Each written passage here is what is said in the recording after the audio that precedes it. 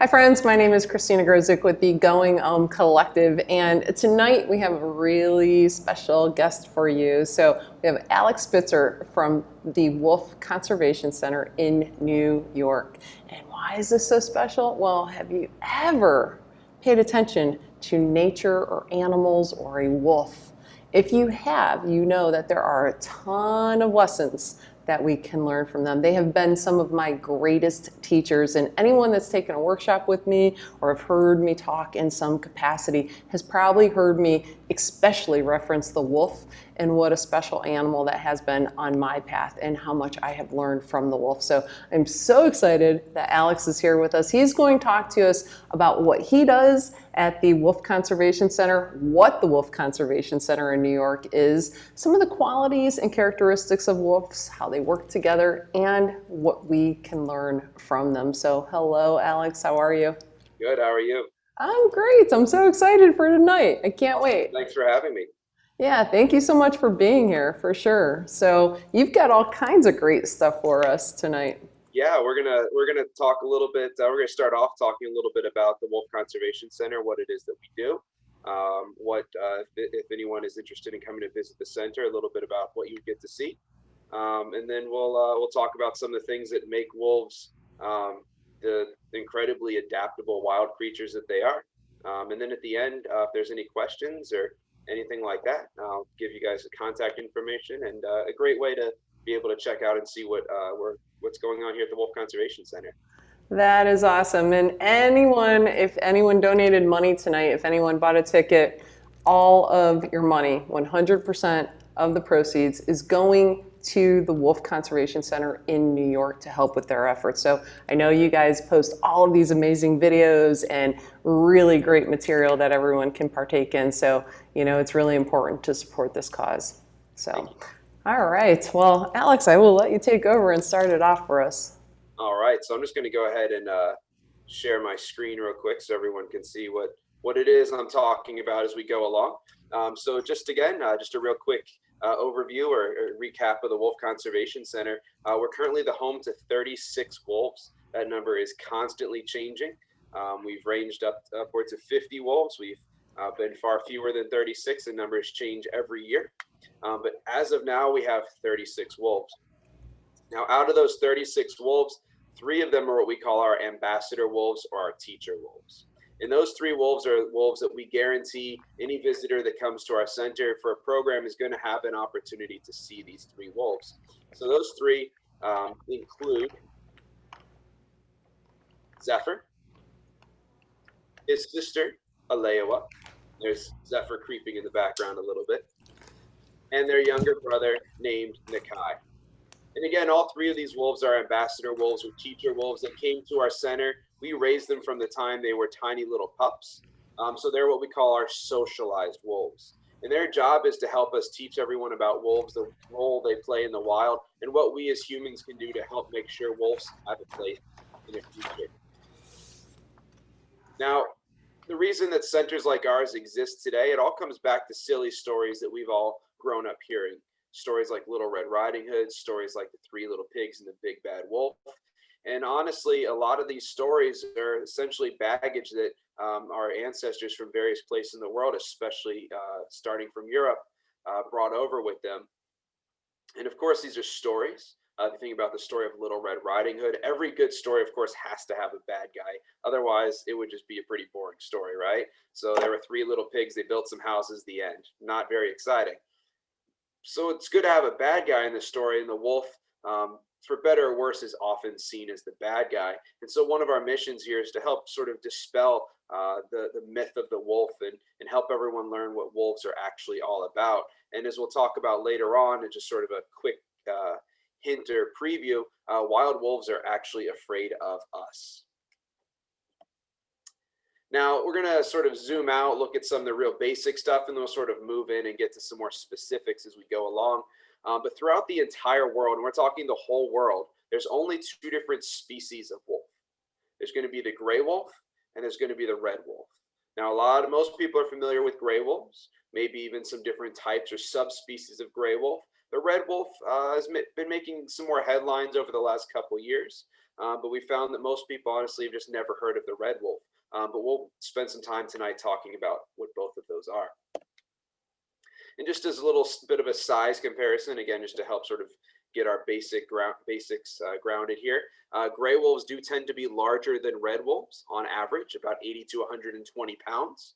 And again, this is, 120 is sort of towards the top end of the scale. One of the things that we find often when we talk to people that have seen a wolf or seen a coyote or something like that, we often hear, oh, it was, over 200 pounds, it was massive.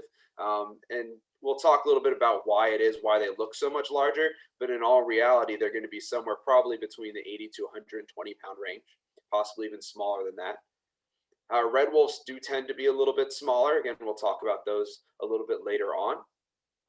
And then coyotes, and this is your standard Western coyote. So this is the coyote that's native out west where they historically were. Out here on the East Coast, we do have, we can call them Eastern coyotes. If you want to make a distinction, they can certainly be larger than 20 to 45 pounds, but they're certainly not going to be upwards of gray wolf size. Now we're going to move into some wolf behavior. And again, this is all sort of building that background on a lot of just basic wolf interaction, wolf behavior. And we can draw some conclusions and comparisons between wolves and humans as we go along here. Now, of course, one of the most infamous wolf behaviors is howling. So we're going to start right there. Now, there's a lot of myths about wolves. A lot of those myths, the common things that most people think they know about wolves, are actually not true. So one of those things is the relationship of wolves howling and the full moon. The full moon does not really have anything to do with whether a wolf is howling or not. A wolf is able to howl, is willing to howl just about any time of the day. Dusk and dawn tend to be the preferred times. But during the middle of the day, if we try howling to the wolves, sometimes our ambassador wolves will howl back to us. It just sort of depends. When we do our overnight programs here at the center, there are nights where you don't hear a peep out of the wolves. There's nights where the wolves are howling every couple of hours. So it really just depends. Some of it, of course, is seasonal. Some of it is weather-based. And then another thing to sort of keep in mind of, and we'll come back and talk about this a little bit later on, but it's also when is their prey, the animals that they hunt, when are those animals most active as well? When wolves are howling to each other, there's a lot of different things they could be saying. They could be saying, hey, this is our home, everybody else stay away. Wolves are incredibly territorial animals. Think of it sort of like us and our homes. If you have a home, you might have a fence around it, and that's just to let everyone else know, hey, this is my home. Wolves are the same thing. Within their territory is where they get all the resources that they need to survive. So it's really important that we don't have wolves trespassing on each other's territory. Howling can also be done simply as a social activity, something for the pack to do together as a group, as a bonding experience. It can be done if they're in the process of hunting to help locate each other. Hey, I'm over here, I'm over here. So there's a lot of different reasons that wolves can howl. This is one of those sort of more popular behaviors that we're familiar with. Now, we do know that no matter what type of wolf it is, whether it's a gray wolf or a red wolf, they all howl. They all have different types of howls to a degree. We like to say, just like every human has their own distinct voice, every wolf does as well. So after spending enough time up here, if you hear the wolves howling, you're like, oh, okay, I know which wolf that is, because they all have their own unique voices. We also know that at a young age, howling is one of the most important skills for a wolf pup to learn, and they do learn that skill pretty early on. It's certainly not the well-developed howl that we're probably used to hearing, but it's pretty adorable nonetheless.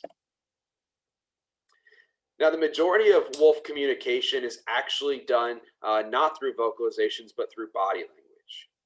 Now, for anyone that has dogs, if you've ever had dogs, if you have dogs now, if you've ever seen two dogs play together, this is going to be very familiar to you. Dogs have come directly from the wolf, and so a lot of the behaviors our dogs exhibit are going to be very similar to wolves. Now, here in this picture, this is from our original ambassador pack. We have Apache on the left, and we have Lucas on the right. They're both adult male wolves. And right here, we see that Apache is the dominant male. And we can tell that just by looking at this picture, knowing nothing else, partly because of his tail. his ear position, and he's standing up tall. The higher the tail is held, the higher ranking that wolf is. The lower the tail, the lower ranking they're being submissive. Ears forward can be a show of dominance. It can also be a show of alertness. As you see on Lucas, his ears are back. It's a show that he understands he's lower ranking. He's being submissive. Body posture again, Patchy's standing big and tall. Lucas, he's sort of hunched back a little bit. So we can learn a lot just by looking at at their body language. And if we understand that much, there's, I'm sure, a lot more intricacies that we aren't picking up on, but the wolves fully understand. Now, like we were just talking about with fences around our properties, it's very similar in the wolf world. Now, of course, wolves aren't going to go to Home Depot. They're not going to start putting up fences around their properties. They have to use what they have. And for wolves, we'll talk a little bit later on about their sense of smell.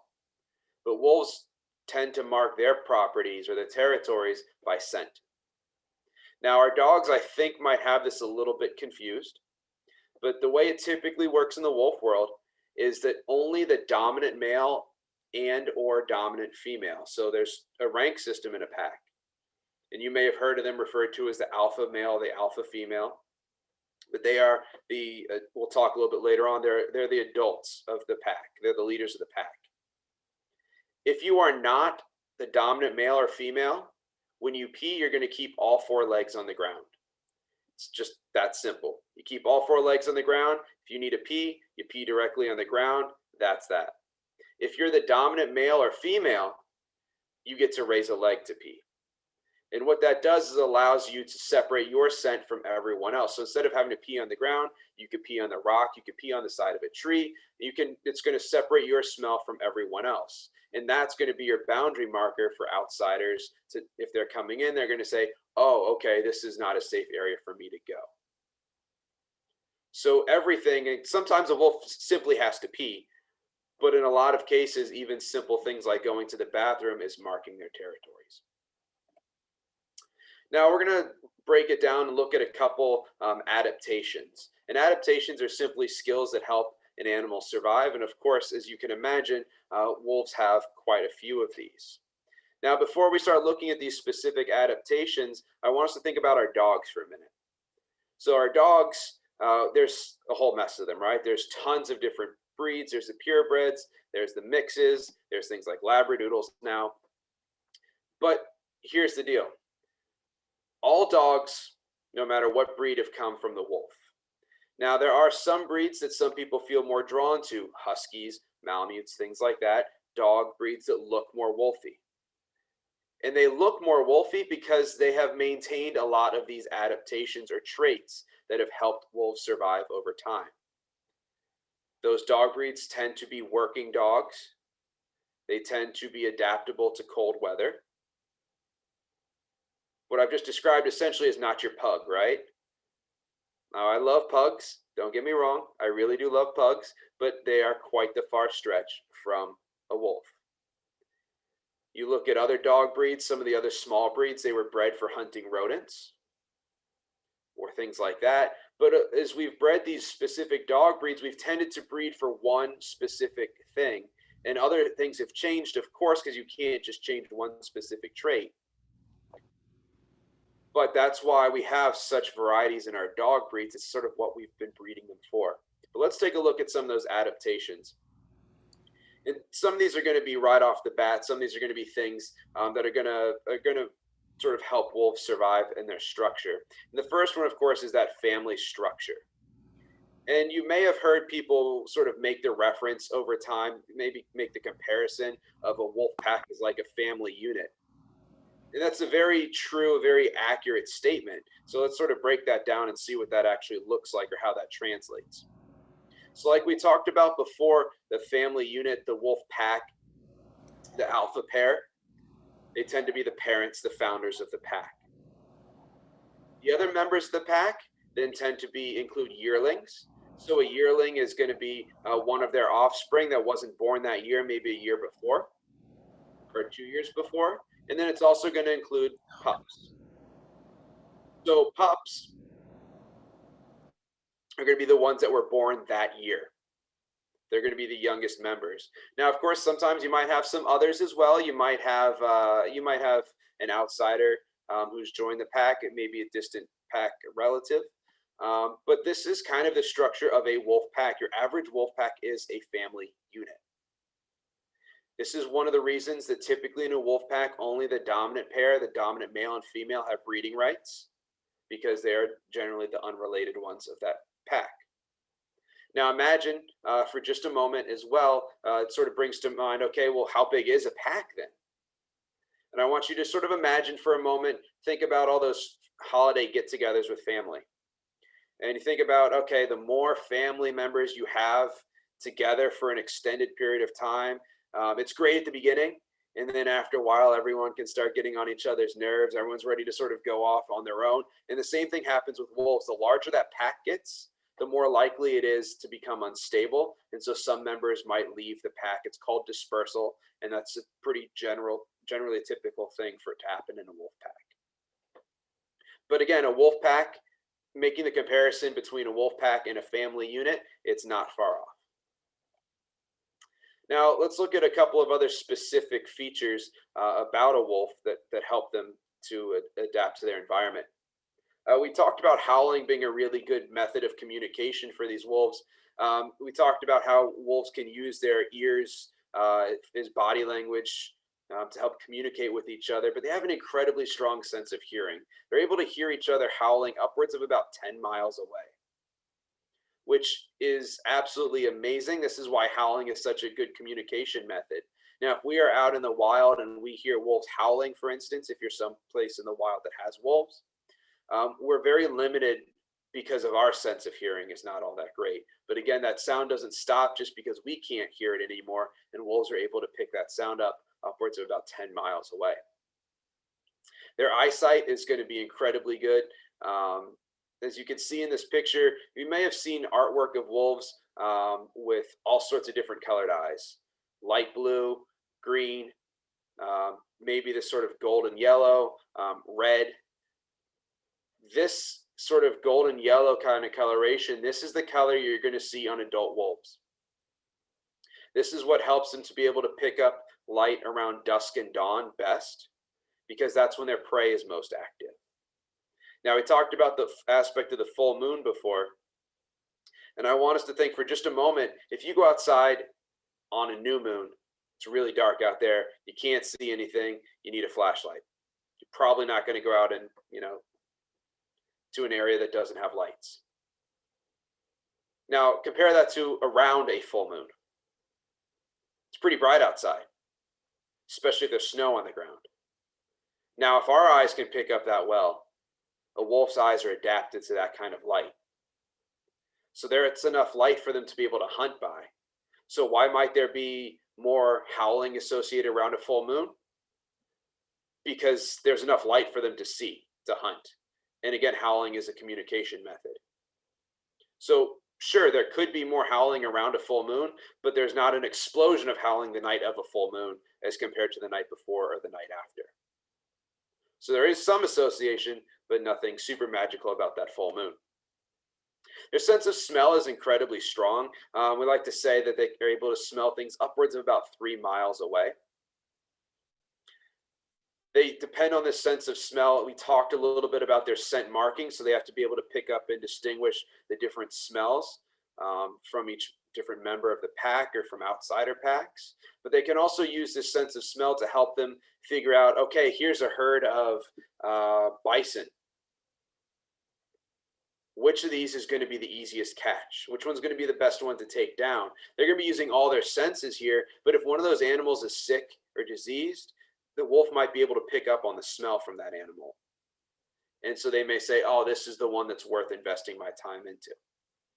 The animals that wolves are hunting are significantly larger than them. Again, we're looking at wolves about 80 to 120 pounds. Their prey, deer on the smaller end of the spectrum, but going up to elk, bison, moose, significantly larger than them. Wolves don't have interest in taking down the animals with the biggest antlers. They're looking for the easiest catch. And so they're going to need all their senses to help figure that out. They're going to be looking for that limp. They're going to be sniffing to see, oh, does something smell weird about this animal? all these senses are going to be used. Their teeth are incredibly powerful. So if you look inside their mouth, you make the comparison between a wolf and a similar dog. Again, some of the breeds that we talked about before, you're not going to see anything different in their mouth. They have the same number of teeth. They have those little incisors in front. They've got those 4 big canine teeth, and then they've got those molars. What does allow them to have such a spectacular bite, though, is something called the sagittal crest. Now, if you ever pet a large dog on the head, you're going to notice towards the back of their skull, they have a funny little point. Now, our skull is round. Our bite force is really, really weak. If you compare it to a wolf, though, a wolf is going to be roughly twice as strong as any of our dog breeds are able to do. And what allows for that is the size of that sagittal crest. It's like a bone mohawk along the top of the skull. And the larger that crest is, the more surface area for muscles to attach. And again, the more muscles, the stronger their bite pressure. So they have a bite strong enough to crack through the bones of their prey. Their mouth is their only tool to catch their prey. But they can also control that pressure to such a degree that they also use that same mouth to pick up their pups and move them around. They pick them up by the scruff or the back of the neck, and they can move them around. So they have amazing control over that bite pressure. And then finally, their fur. Now, wolves have 2 coats of fur. They have what's called their guard hairs. This is the coat that stays on them all year. If you were to come see the wolves right now, you would see only those guard hairs. They look incredibly lean right now. They don't look like you would imagine a wolf would look like because they only have those guard hairs. As the name sort of hints at, its job is to guard or protect their skin. That coat of fur does not feel very nice. Imagine if you don't wash your hair for a while and it starts to get oily. It's exactly what that coat feels like. However, it's like the best rainproof clothing that you can buy. Oil and water don't mix, so any dirt that gets on them, on their fur, it sits on that oil. If they go for a swim, if it rains heavy, it'll carry all that dirt right off of them, and that's how wolves are able to maintain their coats. The color of those coats, it's a genetic trait just like hair color. It's a trait they get from their families. Now, as they prepare for the winter, so going into the late fall, through the winter, early spring, they're going to start growing out, and they're going to have a second coat of fur. It grows in underneath those guard hairs, so we very scientifically call it their undercoat. And its job is to trap their body heat, keep them warm and toasty during the winter. That undercoat is able to keep these wolves comfortable in temperatures, easy -20 to -30 degrees. Here in New York, it's never too cold for them. In fact, the colder it is, the happier they're going to be, the more active they're going to be. Now, when they grow that winter coat and when they shed that winter coat has nothing to do with the temperature. It has to do with the length of the day. So as the days get longer, that means the temperatures are going to start warming up. But as the days get longer, they're going to begin shedding that winter coat. And then as the days begin getting shorter again, eventually they're going to start growing that winter coat out. So if you think about here in New York, at least this spring, it stayed pretty cold, and then it just got hot. We didn't really have much of a transition, and those transition times can be sort of the hardest for wolves. Because again, if it gets really hot and they have that winter coat, they can't get rid of it. So at that point in time, they're just going to limit their activity, things like that. So that's a little bit about their fur. When most people look at pictures of wolves, look at video footage of wolves, a lot of it's taken during the winter. If you haven't thought about this in the past, go back and look at some of your favorite video clips. A lot of this stuff is taken during the winter because they have these big, huge coats. Makes them look roughly twice the size they actually are. That's when we hear, oh, it must have been like 250 pounds. But that is all fluff. That's that winter coat. Now let's take a look at where wolves have been found, and then we're going to sort of focus back in here in the United States. So anyone that's watching this, of course, we're here focused in the United States, so that's where we're going to be sort of focusing on.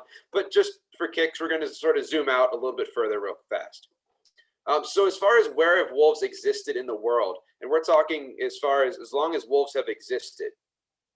Wolves have never been found in South America, they've never been found in Australia, and they've never been found in Antarctica. In fact, they've never been found south of a line called the 20th parallel.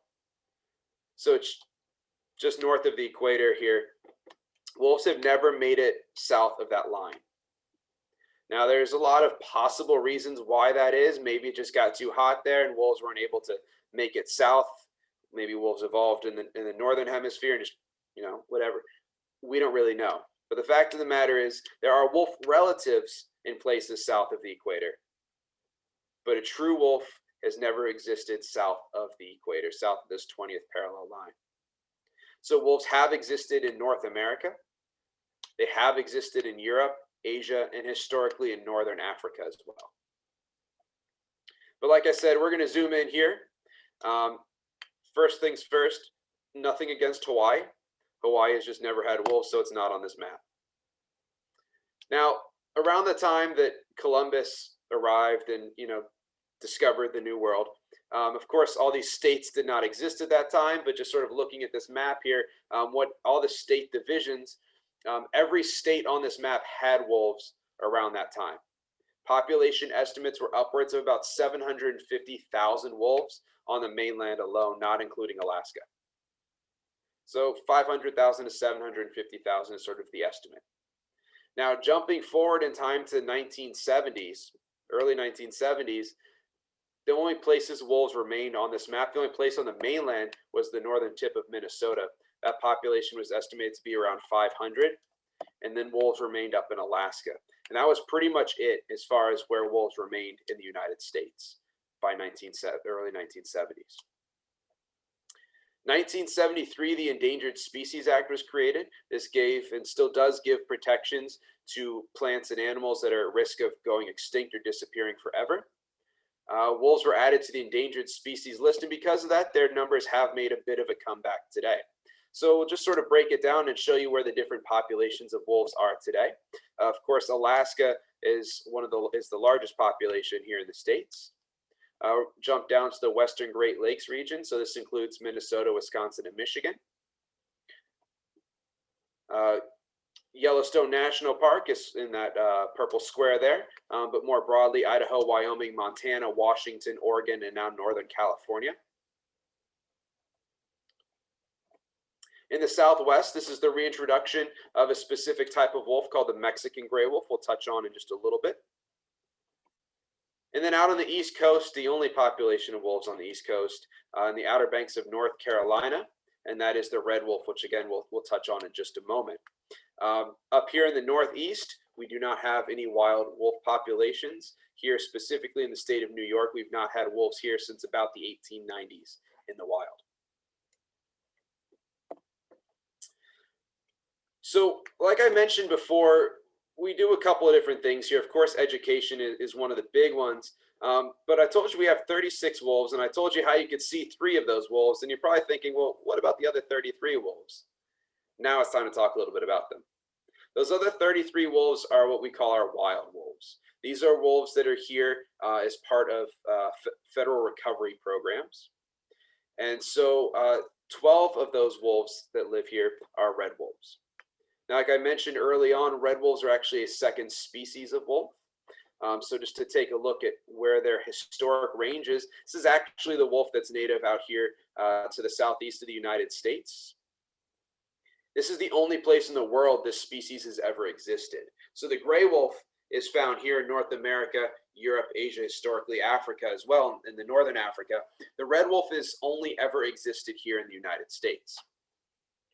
Now, again, back in 1973 with the creation of the Endangered Species Act, the only known population of red wolves remaining in the wild was right down in that red region along the Texas-Louisiana border.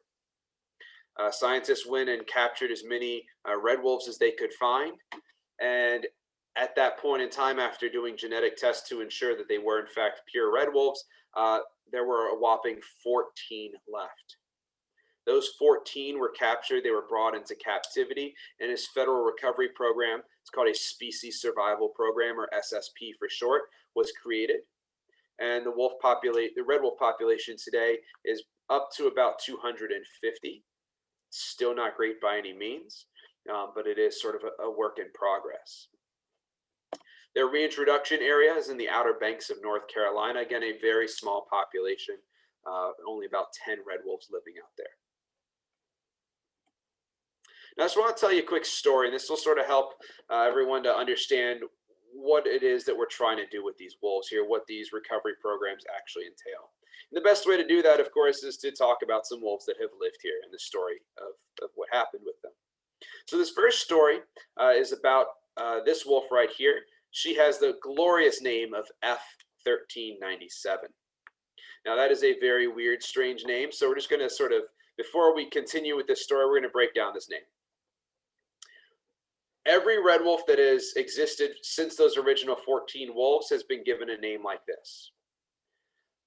So F simply stands for female. If it started with M, that would be male. And from those original 14 wolves, this has been the 1,397th red wolf born into the recovery program, hence the name F1397. Now, of course, wolves tend to be pack animals. They don't normally live on their own. And so we did bring in a friend for her. Here he is, M1483. Again, the same naming process. He's a 1,483rd red wolf born into the recovery program and a male. Now, these two wolves had never known each other until they arrived here. We introduced them. We hoped they would get along.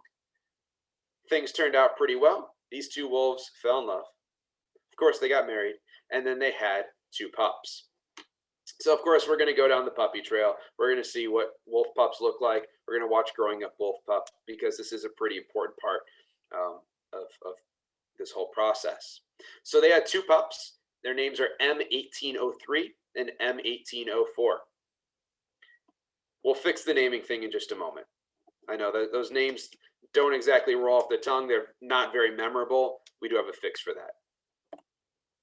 But here's what a wolf pup looks like when they're first born. They only weigh about 1 pound. They're super tiny. They are about the size of an adult hand or a large potato. They can't see, they can't hear, they can't do much of anything. Gestation for wolves is only 63 days. It's very, very short. And a litter of pups can be anywhere from a single pup up to 10 pups. So for those larger litters, again, gestation of 63 days for 10 pups is pretty crazy. We're going to watch how quickly they grow up, though. So again, here we are at 1 day. We're going to jump now to 2 weeks. 2 weeks old, this is when they're going to begin to open their eyes for the first time. Again, they're still not able to do all that much. At this stage, when they begin opening their eyes around 2 weeks, this is when they have those blue eyes. They're going to have that light blue eye color. At this point, they're spending almost all their time inside of a den. It's dark inside of a den, generally. And so having those blue eyes are going to help them absorb the maximum amount of sunlight. It's like people that have blue eyes, for instance, tend to wear sunglasses more than people with darker colored eyes, just light sensitivity. Blue eyes are really advantageous here. Jumping to 1 month old, they're really starting to get up and move around. They're developing their adult fur color. No matter what type of wolf it is, they're always going to start out looking like this. That dark fur helps them blend in or camouflage inside of the den. Around 1 month, they're beginning to spend most of their time outside. They develop their adult fur color. You notice the ears are now about half the size of this pup's entire head. That's sort of a characteristic of red wolves. Having those larger ears helps them get rid of extra body heat in the southeast of the United States. By 6 months old, their eye colors transition to this sort of golden yellow color. They're already about half of their adult size. And by the time a wolf is about 1.5 to 2 years old, they are already fully grown adult wolves. This is M1803. Like I said, we would fix the name thing before. We like to give our wolves nicknames. It makes us feel better. It helps everyone else feel better, and it makes the wolves a lot more relatable. M1803 earned the nickname of Moose. He is a very large red wolf. Nobody told him that red wolves were supposed to be smaller than gray wolves. Nobody told him that. So he's a beastie. His brother, M1804, his nickname is Thicket. And he got that name because every time we needed to go in and do a pup check, he would run into the thorn thickets, and it was very painful to get him. So he got a good nickname there too. Neither of these two boys live here anymore with us, though. But after these moose, of course, did meet a lady wolf, and they had 2 litters of pups. Their first litter, of course, is 4 pups. And then the second litter was 5 pups. So the point to this whole story is that one of the goals for having these wolves here is we do things the old-fashioned way. We do it through arranged marriages. Like I mentioned before, when there were only 14 red wolves left, over a couple of generations, everyone becomes very closely related to each other. And so we have to be pretty careful about who has pups with who to try to minimize inbreeding. And so we have to do it through arranged marriages based on distance of relationship. Once the arrangement looks good on paper, we can move wolves from one facility to another. We introduce the wolves typically going just before the winter time. Breeding season is going to be generally January, February. And so they're going to be much more accepting of each other if we introduce them just prior to breeding season. And then we hope pups are born, as we just saw. And of course, that's a major contribution to a very small population. So that is, of course, one of those big goals, is growing the number of wolves. Now, sort of the final story to go over, and a little bit about the rest of the wolves that live here, are the Mexican gray wolves. Now, we have 21 Mexican gray wolves living here today. Mexican gray wolves, as their name sort of hints at, they are native to Mexico, New Mexico, Arizona, and western Texas. And at their lowest point, their number was down to only 7 left in the world. Another species survival program was created for the Mexican gray wolves. Today, their population is around 450, so certainly better than the red wolf numbers, but still not great. And this story is going to be about sort of the ultimate goal of what we want to happen with these wolves once we've had more of them. It's a story about a wolf by the name of F838. And back in 2005, she went on a little vacation. So here she is. We actually have her in these wooden capture boxes, the brown boxes that you can see there. We're going to transfer her into that crate. Here she is in the crate at LaGuardia Airport, getting ready to board a plane. And we flew her out to New Mexico. Once she was out there, she met a wolf. They went on some dates, fell in love, got married, and had 2 pups. Now, we're going to skip growing up wolf pup. We've seen what that looks like already.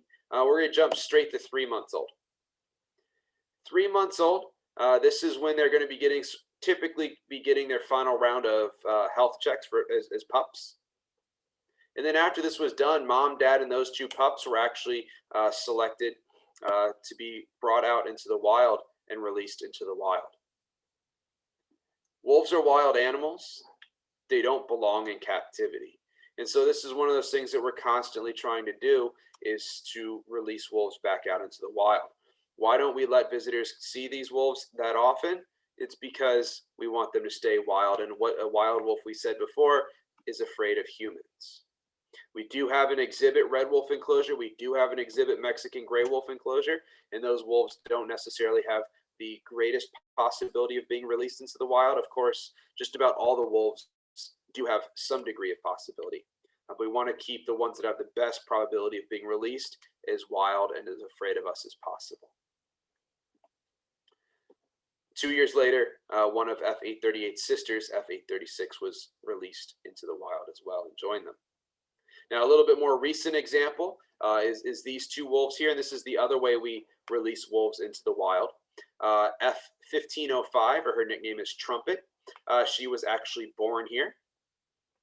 And then there's this guy, M1564 Lighthawk. He was actually a wild-born Mexican gray wolf.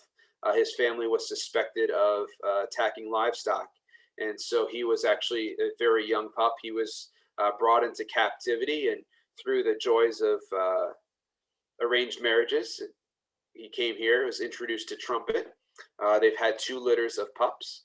First one in 2018, I believe it was, and then in 2019 they had a second litter of pups, litter of 5, and the largest of those pups was selected and actually brought out into the wild and released, added to a wild litter. So added into the den with a wild litter of pups. It's called a cross foster or a pup foster. And so that wolf is then added to a litter of existing pups, gets adopted into that pack, and then that wolf is raised completely wild. That's a great way of getting some more wolves out into the wild without having to release a pack. Like I mentioned earlier on, wolves are territorial animals, and so you can't just keep putting new packs of wolves into the wild. You're limited by space.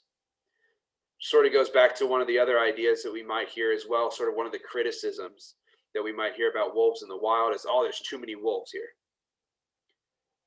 That's not really possible. Wolves self-regulate their numbers. If there's too many wolves, the wolves will take care of it. So it might be that there's more wolves than somebody wants in the area, but there aren't actually too many wolves. Now, when we put a pup in the wild, how do we keep track of them?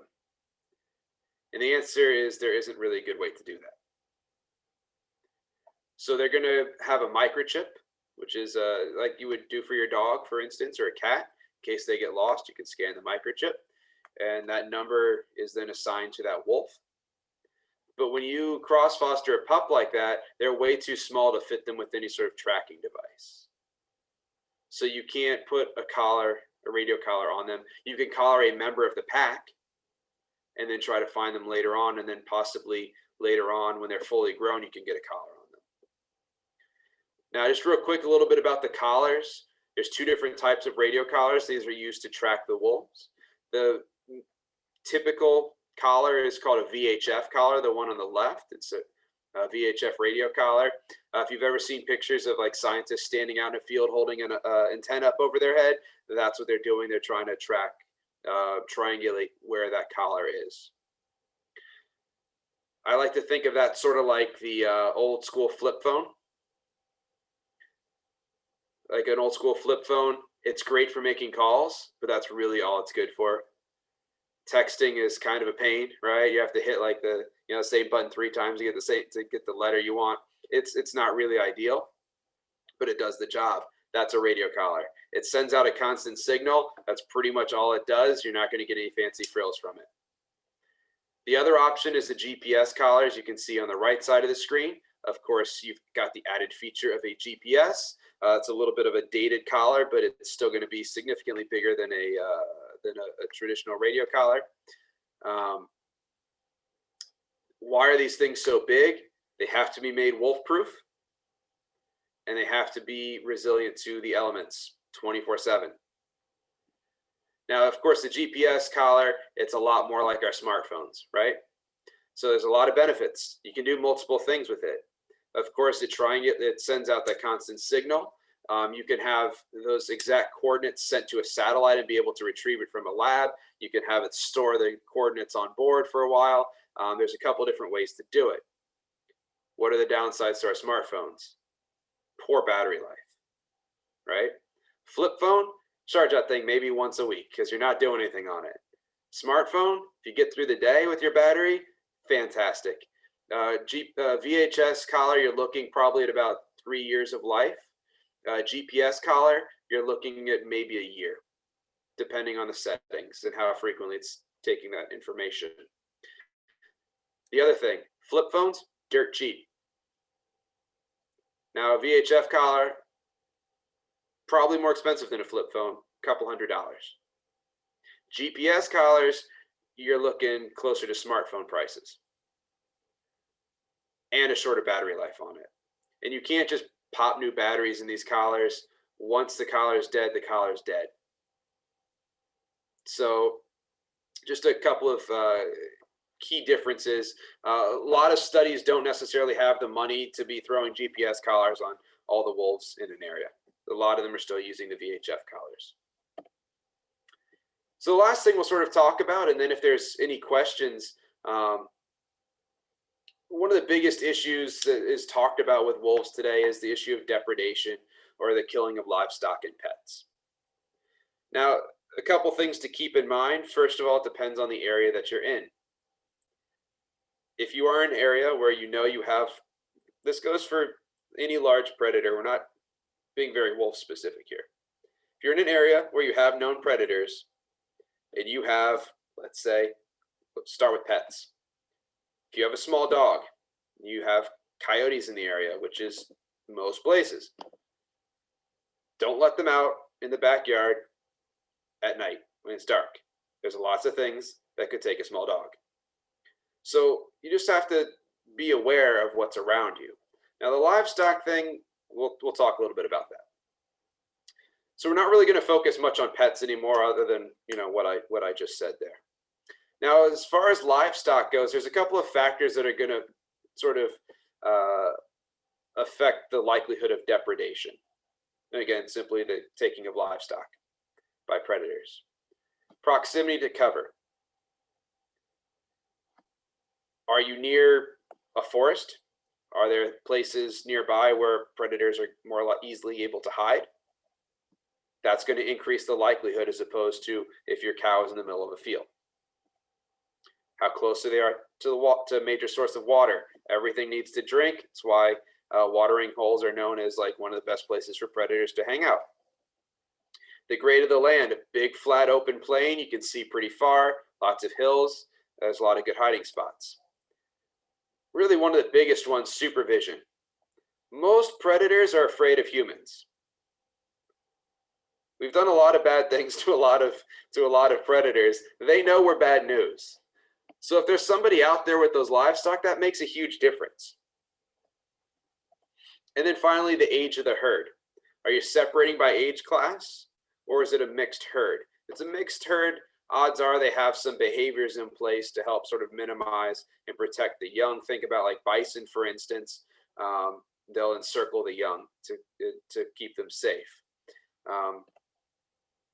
So looking at this picture here from Washington State, we see one of those factors very clearly violated here. Now, first of all, this is also a national forest, so probably not the smartest place to be grazing your cows. However, it is a forest. There are lots of great places in this picture for wolves or for any predator to be hiding. This is not a safe place for those cows to be. So what's the real story? We hear, oh, my cow got killed quite frequently as a criticism of why shouldn't we have wolves here. But let's take a look at what the real story is. This graphic is a couple years old, but it still sort of helps to explain things. This is a graphic showing unintended livestock losses. And all that simply means is livestock that were killed by something before they could be sold to the market. So here we see some breakdowns. Start with some of the big ones, right? Respiratory breathing issues is a whopping 26%. We have digestive problems from eating food that is not necessarily the most appropriate for cows. Weather, being outside in their environment is a whopping 12%. Disease at 5%. Way down on the bottom leg, we see wolves at 0.2%. 0.2%. In other words, there was 2 times more likely to have your cow stolen from you. Theft is down there at 0.4. And we see poisoning at 0.9%. Typically poisons that are put out to kill predators. And the cows got into them. Now, again, one thing I do want to reiterate here is that for livestock ranchers, every animal is like a paycheck, right? And so if you get a paycheck at another job and you actually get the physical check, you're on your way to the bank to deposit it, and somebody comes up and robs you. They take the check. Boss is probably not going to feel bad and say, okay, I'll cut you a new check, right? The money's gone. Same is true for every cow. Every cow that gets killed before it can be sold at market is typically going to be money gone. Now, there are compensation funds in place in a lot of states. Compensation system is something that has been highly abused. That can be a conversation for another time. But it is an option. But what can ranchers be doing? And there are organizations out there that are helping in these regards. There's a lot of different things that can be done. A couple of those include using the use of guard animals. So we've probably heard of using guard dogs, right? Guard dogs are a pretty popular one, especially with like sheep. There's other guard animals that work really well, like guard llamas. They work pretty well. Donkeys as well. Flagery. So it's simply this line of rope with these flags tied on it. The flags will blow in the wind, and this has been proven pretty effective at scaring predators off as well. But also it sort of just goes back to the good old-fashioned cowboy. We talked about predators are afraid of humans. Having somebody out there is probably always going to be the best defense against depredation or the killing of livestock. There are some other things, techniques that are being used as well. But that is pretty much all I have as far as this goes. I just want to bring a couple of quick final things to attention here. First of all, our website, nywolf.org. We have tons of info on the website. We have a bunch of live webinars that we have done in the past as well with specialists in various fields. We have a whole bunch of live web cameras as well. Every one of our enclosures here has 1 to 2 live web cameras that run 24/7.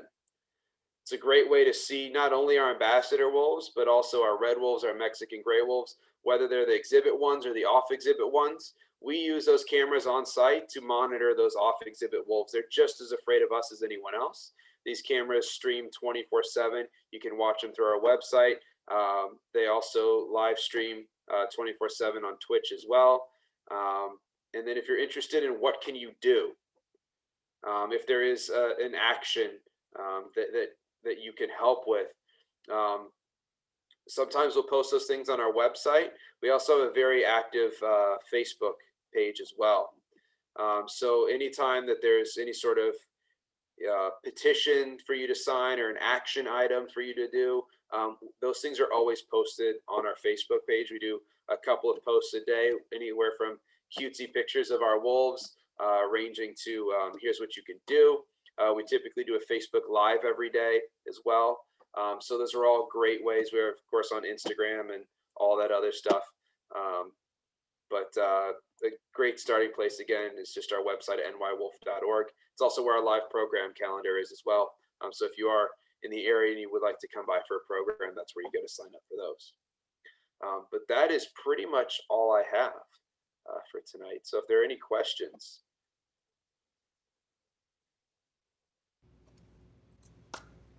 Well, Alex, I know you already know I always have a lot of questions. So that was such an awesome presentation. Thank you so much. That was fantastic. And I've got a ton of questions about the presentation, and then I've got some of my own. So, some of the things that you had mentioned were, the numbers with the wolves, and the M represents male, the F represents female, and then the number is the count. And then you guys will put a name to that creature, right? So how do you guys pick the names? Who gets to do that? We've done a little bit of everything, honestly. We've done, from personality traits. We've done from behaviors that they've exhibited, which it's kind of hard at that age when we're giving them names. We've done naming contests before. We've named some of our wolves. We have a litter that were all named after female conservationists. We have Trumpet and Lighthawk, their first litter. We named some of them after some of our long-term volunteers. So sort of run the gamut of anything, everything. Okay, yeah, I think just the names you guys have, they're like across the board, but they're all so much fun. So I was wondering, like, who? Yeah, and then sometimes if wolves come to us from somewhere else, It's generally from one facility transferring to another. You sort of keep the nicknames that they had. So people that have been following that wolf can still know who they're following. So we have some wolves that have come from other facilities, and we've just sort of kept their names. We have our red wolf female on exhibit. Her nickname is Lava. So, and that was not one we gave her, but that carried over with her. So. Okay, very cool, very, very cool. And you had mentioned the way the pack works and the hierarchy of the pack, right? So how, because you've got the yearlings and then you've got the pups, right? So I guess how do the yearlings and the pups find their mates? So it's kind of like teenagers, essentially. So as they tend to get a little bit older, and one big thing to keep in mind is life expectancy. I don't think I talked about that. Average life expectancy for a wolf in captivity, 12 to 15. In the wild, 4 to 6. They don't reach maturity till they're 2. Okay. So, it's kind of like, hey, are you tired of listening to mom and dad's rules? Okay, cool. If you are, go. And that's a dangerous thing to do, right? So you go off on your own, or maybe, a roving band of bachelor brothers or sisters will go off and try to find some other wolves that are doing the same thing. But that can be incredibly dangerous because they're most likely going to have to pass through other territories. So, it's a risky thing to do, but if they want to start their own packs, that's typically what you got to do. And how does that work with the pack? Like, how welcoming would another pack be to a lone wolf? Not very generally. They would most likely need to find another sort of roving band of bachelors or bachelorettes that's doing the same thing, or most likely the case. Or maybe if a lone wolf does start to approach another pack, maybe one of the members of that pack might be like, okay, I'm going, bye, and go off with them. It just sort of depends. There's a lot of aspects in that regard that we're still sort of, we don't really understand, I don't think, all that well. Okay, but it's safe to say that there's strength in numbers. Yes. When it comes to the wolf kingdom. Yes. Yeah. Okay. And then I think one of the things that I've always been fascinated by is just, and you had touched on this, is that people will say, well, there's too many wolves, and there aren't. And just the demonstration that we saw about how everything is so connected in Yellowstone with the reintroduction of the wolves at Yellowstone. And I mean, I've probably seen that video at this point probably at least 30 to 40 times. I show it in all my classes, things like that. And it moves me every time. I don't know if it's the narration, if it's scenery, if it's all of it together, but it's like so powerful, And wolves certainly played a huge role in that. There's other factors as well that don't really get covered in there.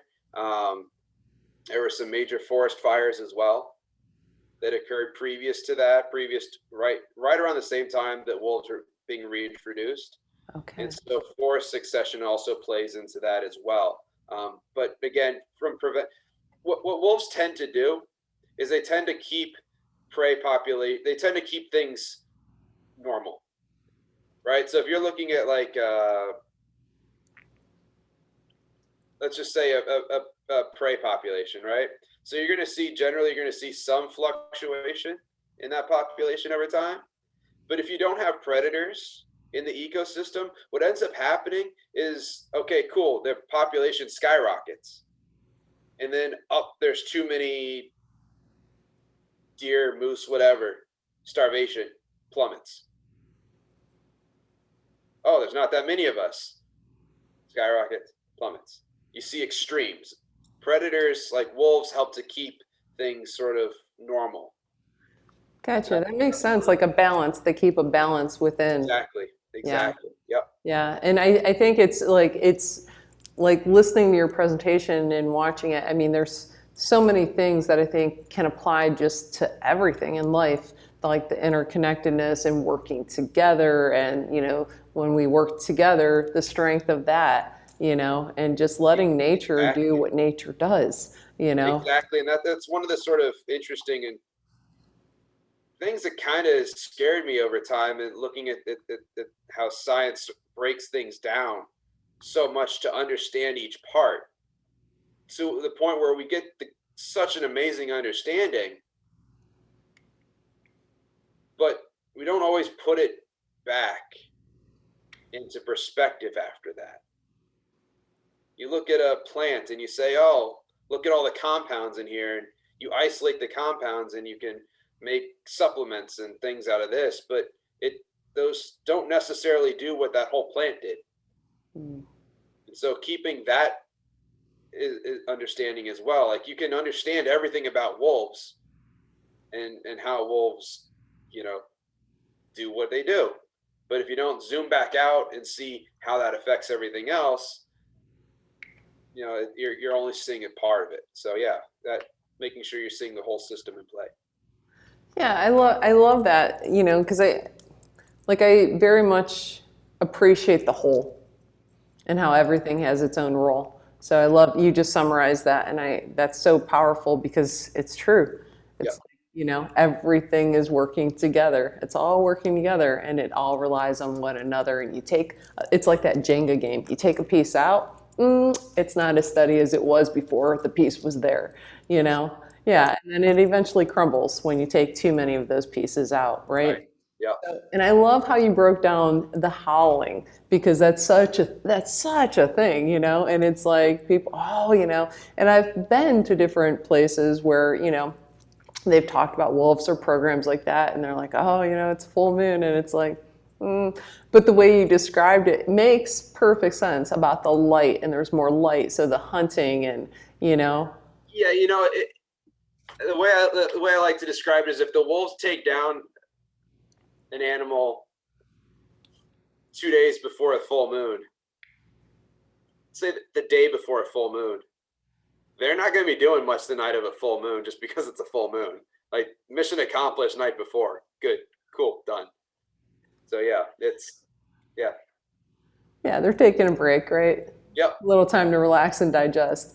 Yeah, it's funny in Austin, and I thought this is so cool because they teach like vocal toning and things of that nature, right? How to use your own sound for wellness. And with the wolf sound, like it's one of my favorite sounds. It's one of my favorite sounds. And with the wolf sound and the howling, actually, you may already know this, but in Austin, I don't know if they're doing this post-COVID, but they were doing it pre-COVID. And let me tell you, what a blast. On the full moon, there's a spring there that they open it at night on the full moon, and everyone can go. It's called Howl at the Moon. And people swim, and then you'll hear someone howl off in the distance, and then it's like this wave of howling. And then it like, you know, kind of subsides, and then someone on the other side will howl, and it's just, and yep. it's like, what an amazing just exercise vibrationally for your insides, right, internally. And it's just so, and it's like fun, and yeah, but I was like, well, yeah, but what you said about the actual howl and what that represents and why it's used, and you know, it's so It's so really cool. cool too. So one of the wolves that used to be here, Atka, when he would howl, if you were close enough to the fence, you could literally feel the vibrations when he was howling, like through the fence. Yeah, it's pretty awesome. Pretty awesome. Like, the sound is cool, but that when you feel that, you're like, oh, all right, this is there's a lot more to this. Yeah, I would say it would probably move like your soul a little bit, you know. It's like, oh, you feel it at the Yeah. soul level, you know. Yep. Yep. Yeah. So you talked about the dominance and, you know, when if the tail's raised higher, that's like a pack leader, perhaps. It's more dominant wolf than if the tail's down, and that helps determine. And then also about them raising their leg Yep. to urinate. So it's like the wolf that gets to raise their leg is the dominant wolf. And again, these are, yeah. So they're broad brushstrokes. So it's like saying that all humans do X, Y, or Z, right? So they're resting. Everyone's got the same resting tail position. It's just sort of resting, right? It's not up, it's not down, it's just kind of there. The tail raised when they need to show it off, when they need to show it. Sometimes peeing, sometimes a wolf just has to pee. Sometimes we see Nakai, who is not the highest ranking of the ambassador wolves. He's the lowest ranking. Sometimes if the others aren't there, he raises a leg to pee. As long as nobody goes after him for it, hey, why not? But Yeah. again, loose brush strokes, but generally that's, yeah. Yeah, very cool. Yeah, he's probably like, "Hey, check me out. I can do Yeah, this too. exactly. No one's watching." Exactly. Yep. You know? Yep. Yeah. Yeah. And then, it was really interesting to see where wolves have existed. So in different cultures, I'm guessing the wolf might mean something to each culture that's a little bit differently. Are there certain cultures, because you look at Italy, right, which everywhere you go, they have the two wolves, Yep. displayed as the founders, right? So Romulus and Remus. Yep. yeah, exactly. So, I'm guessing that they're more revered in certain cultures than they are in others. So it's really interesting. We look at it from the fairy tales we were told, oh, the big bad wolf, right? Yeah, And then like other cultures, they're revered. exactly. So like Norse mythology, for instance, the wolf is a pretty powerful image, um, very prevalent in mythology, Norse mythology as well. But you got to look at what were the Vikings doing? They were raiding. Okay, so they may revere the wolf, but all of a sudden, these warriors that jump off a boat wearing a wolf pelt over them, that's not good news. So yeah, it's what like you said, a lot of different views of the wolf, but then also how are the perspective of the people and how they viewed the wolf also plays into effect. Yeah. And what would you say, like, if you had to name maybe 3 to 5 characteristics of the wolf? I understand them to be very family oriented. What would you say are a couple others that go with that list? Ooh, um, yeah, I mean, family oriented is certainly one of the big ones. I don't really know the best way to describe it, but they're not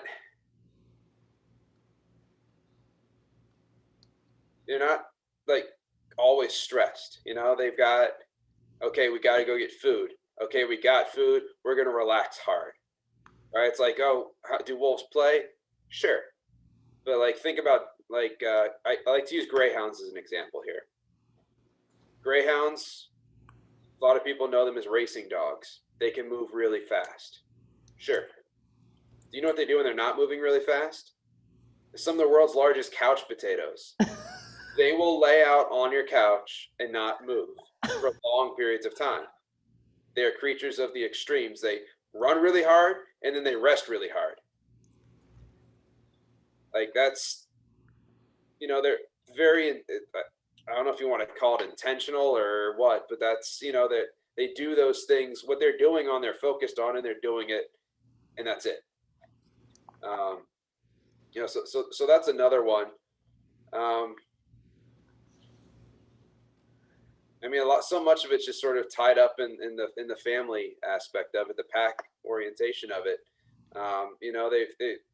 They have that dominant structure in a pack, and Okay. most things revolve around that. Because even the other, like, I guess it would be the yearlings or other creatures that are part of that pack that aren't maybe the yearlings, right?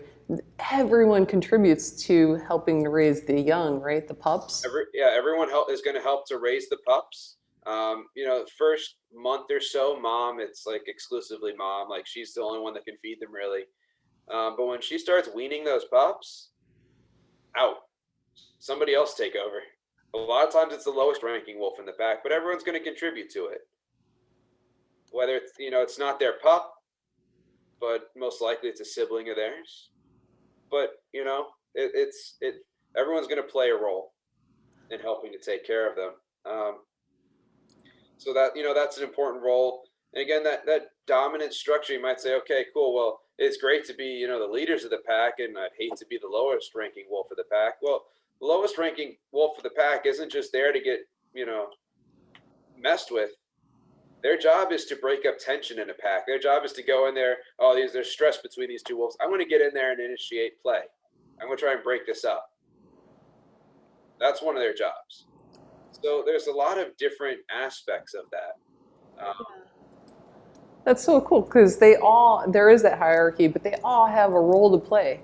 And Yep, and they all that know it. pack They all know it. survives on those roles. Yep. Yeah. And I couldn't believe, like, I knew they grew quickly, but the transformation that you presented and you showed, that was incredible. I'm like, oh my gosh, they grow really quickly. You see it Yeah. in photos, you're like, whoa, you Yeah. know? And one of the other things too, and sort of in that regard, is one of the questions that often comes about is, I heard that wolves mate for life. Is that true? The answer roughly is yes. But again, keep in mind they're not mature till they're 2. Most likely, they're not going to be the leader of a pack on their second birthday. And then all of a sudden they're 3-4 years old. 2 years is a mate. I mean, so technically yes, as long as they're both alive. But Yeah. Why do they exist, like, why is their lifespan so much longer in captivity than it is in nature? Do we luxury, know? luxury is the big Sure. one. Yeah. Yeah, we provide them with all their food. Hunting is honestly one of the biggest issues for wolves. Um, every one of those animals they hunt has no interest in becoming food. Almost every one of those animals is bigger than that wolf. They're able to fight back to some degree. And so the risk of injury to a wolf in getting their meal, even though wolves are at the top of the food chain, everything's a fight. Other wolves are another factor as well. Um, and then humans still are one of the biggest issues for wolves in the wild. So Yeah, yeah. How can people get involved to help on that front in terms of what can they do to help save wolves?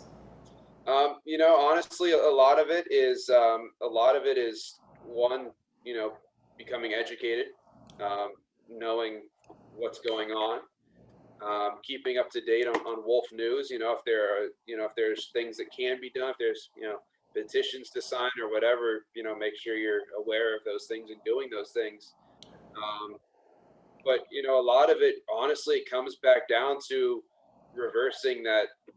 We're unintentionally sort of indoctrinated, right, into wolves are bad. Even if you know nothing about wolves, you've never learned anything about a wolf in your life other than the stories you grew up with. Some part of you, in your 20s and 30s, you're like, yeah, I don't think they're safe though. Like, I'm kind of afraid of them. You don't know why. You heard some stories about them, and so learning what the reality is honestly one of the biggest things that somebody can do. Yeah, because like you had mentioned, in the wild, I mean, they're more afraid of you than you are of them, right? Or maybe Exactly. not. Yep. Maybe you are afraid of them because of how you've been programmed to see them, but they are afraid of you too.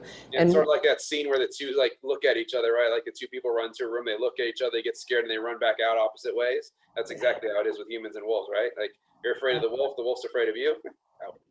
yeah, Yep. just honor and respect each other's areas, right? Yep. Yeah. And what about, like, so I know, especially with Game of Thrones and, wolves becoming more popular as an animal, I know people have kind of sought to have them as pets or wolf dogs as pets. Why? Can you tell us why? Well, I won't say it. Yeah. Should people be doing this or should they not be doing it, right? What do you think? What are your thoughts on that? Get a dog. Get a dog. A dog is a domesticated wolf. You cannot take a wolf, a wild animal, and domesticate it in its lifetime. That's not possible. To reiterate, those 3 ambassador wolves that we have are socialized. That simply means they have lost their fear of us. Mhm. That is it.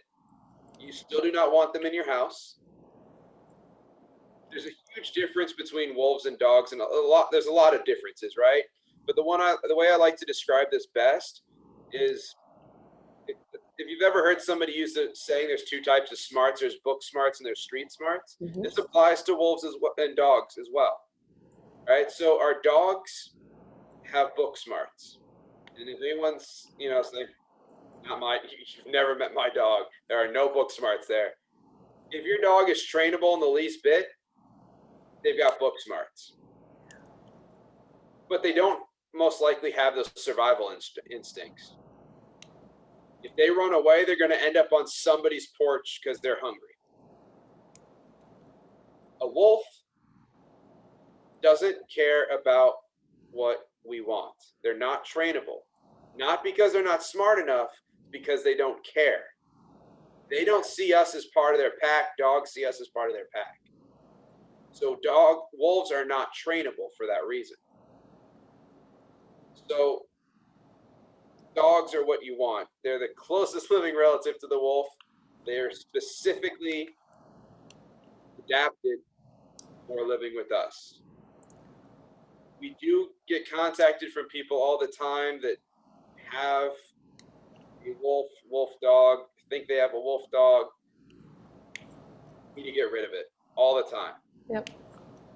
Sounded cool, not really, in reality. Don't do it. There are tons of dogs out there. There are tons of dogs in shelters that need homes.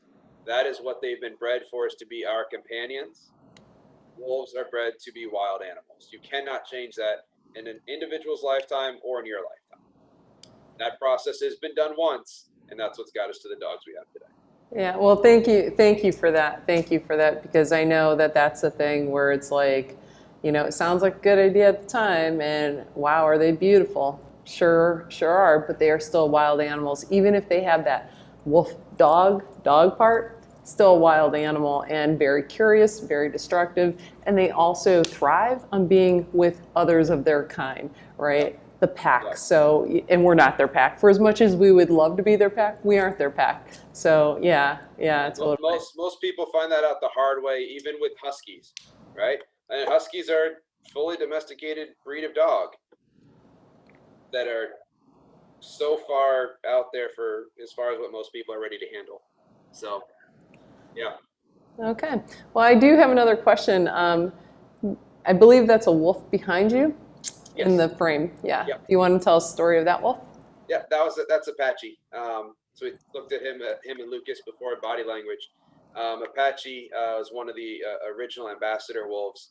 When I first came here to the center to see a program, he was the dominant male of that pack. He was always a little bit more interested out of the three. He was a little bit more interested in being seen during the programs. And so he's sort of the wolf that got me hooked here. So Very cool. Is there anything you would like to add, Alex, before we wrap up? I know time-wise, I think we went a little bit over, so I apologize for that. No, just again, please do check out our website, social media, all that kind of good stuff. You'll find links to rabbit hole of things to find. Also, as far as news articles and things like that, again, we're posting all that kind of stuff, those relevant articles. So anything that you've got interest in, you can find there. If you guys do have any questions, there's tons of email links on our website as well. info@nywolf.org is a great one, and we'll sort of distribute those out to whoever it would go to. And we'll be more than happy to answer questions, any of that kind of stuff. So. Awesome. Well, keep doing the work you guys are doing. It's so important, and I am so thankful for it. So thank you. And if you guys haven't been to their website, highly recommend it. And I know, being a nonprofit, donations always really help. So if you feel inclined, if you enjoyed this, you can go directly to their site. I'm sure somewhere on their site there's a place for donations. So if you're watching the replay of this after it's already been posted and some time's passed, right? If you weren't part of the initial group watching this, then I would say, if you enjoy what you see, I would encourage you to donate to them. So very good. Well, thank you so much for sharing this journey. Loved it. Loved your presentation. So yeah, thank you. And I hope to visit someday. I might be the one that if they start howling, though, you're going to be like, she's never going to leave, is she? So just giving you the heads up. If you see me like with, my knapsack and my pillow and all that stuff, oh my gosh, act like we're not home, turn off the lights, Hopefully we'll start having our overnights again in the near future. So hopefully we'll start popping back up too. Those are great ones. spending the night. Hopefully, you'll hear them howling all night. So yeah, That'd good be stuff. amazing. Yeah. All right. Well, thank you again for all your time and for the work that you guys are doing. So again, you guys, the Wolf Conservation Center in New York, be sure to check them out. Alex Spitzer, thank you so much. And you know, we've got a composer coming up soon. He's going to be joining us, and he found one of the videos that we were talking about, one of your videos, and he used that video to turn it into sheet music. So that's how he trains his ears. He listens to the animal sounds, and he, you know, turns it into beautiful sheet music. So, but we had talked about you guys too. So he's so excited about this presentation. And I know at some point, like, he hopes to connect. But yeah, we will have Alexander Lieberman coming up, and you can hear more about his adventures with the, you know, center that you guys are at. So it'll be awesome. So all right. Well, thank you again. Have a great night. You too.